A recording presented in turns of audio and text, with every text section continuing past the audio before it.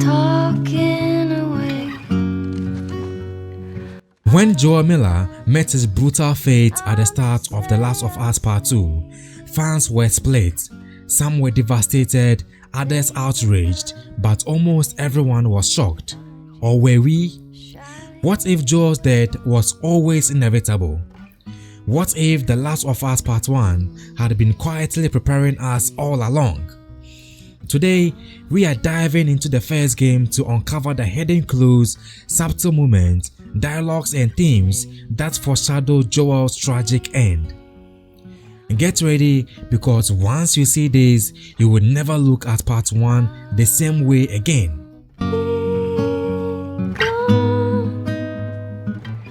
In a day or two.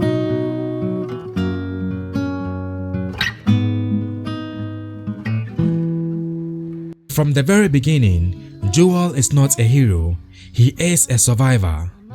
In the 20 years after the outbreak, we meet a man hardened by loss and driven by instinct, not compassion. He and Tess are smugglers, not saints. They kill without hesitation, steal, and do what it takes to survive. One of the most chilling early hints comes from Tess herself. "We are shitty people, Joel. It's been that way for a long time." This line sets a precedent. Joel's moral compass is fractured. He may grow to love Ellie, but the world sees him as a dangerous person, a man capable of terrible things.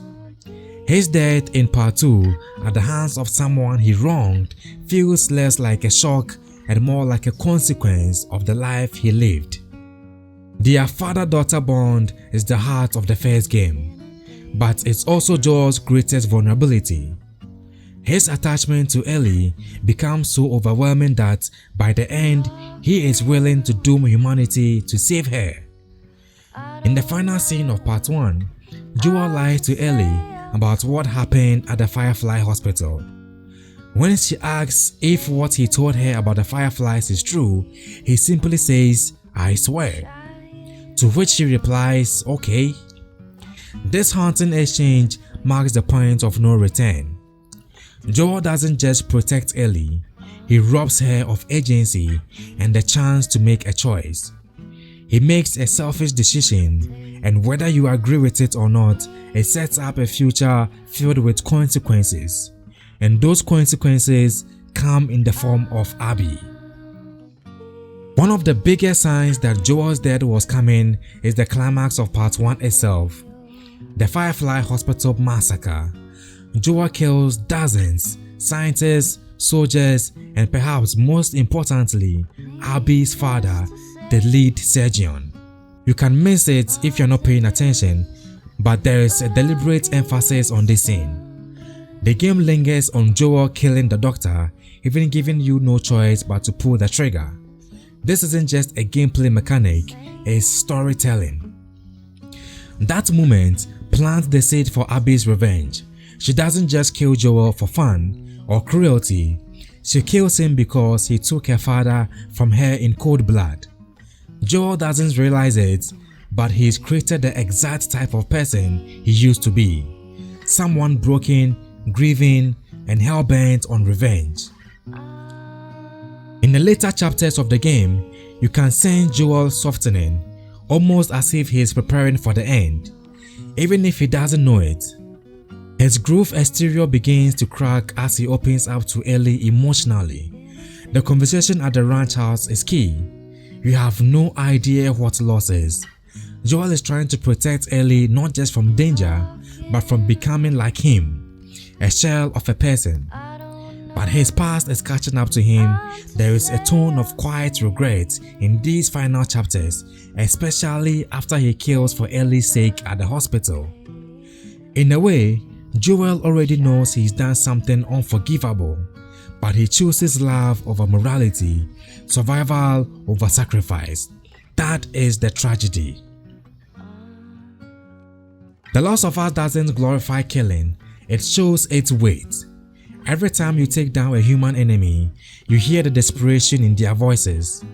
The world of the game is filled with people trying to survive and often trying to protect their loved ones, Sound familiar? Just as Joel killed to protect Ellie, Abby kills to avenge her father. It's a cycle, and Joel is part of it. That cycle demands balance.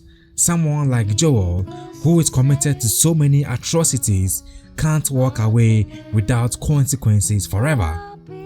His death isn't just a personal tragedy, it's the world's response. Even Ellie senses the darkness in Joel's choices.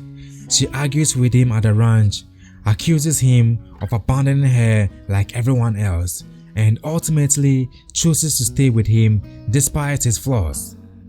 But in a final okay at the end of the game, there is a hesitation, doubts. Ellie loves Joel, but some part of her knows he lied. And in The Last of Us Part 2, we learn that this doubt grows into resentment, just before it's too late to fix things. The emotional distance, the secrets, the unresolved tension, it all makes Joel's death hit even harder. Because Ellie is not just losing a father figure, she is losing him before she could forgive him. So was Joel's death inevitable? Yes, and not just because of Abby, not just because of what he did to the Fireflies, but because of who Joel had become, what he had done, and the world he lived in. The Last of Us is not a story about heroes and villains. It's a story about people flawed, broken, and driven by love and fear. Joel's death wasn't a twist, it was a consequence, a shadow cast from the very first game, a brutal payoff to a story that was never about winning, but about surviving, and what we lose along the way. What do you think?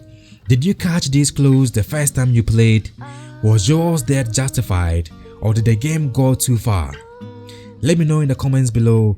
Don't forget to like and subscribe for more deep dives into gaming's most emotional moments.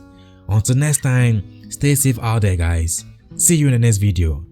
Bye bye. Needless to say, I'm odds and ends, but I'll be stuck.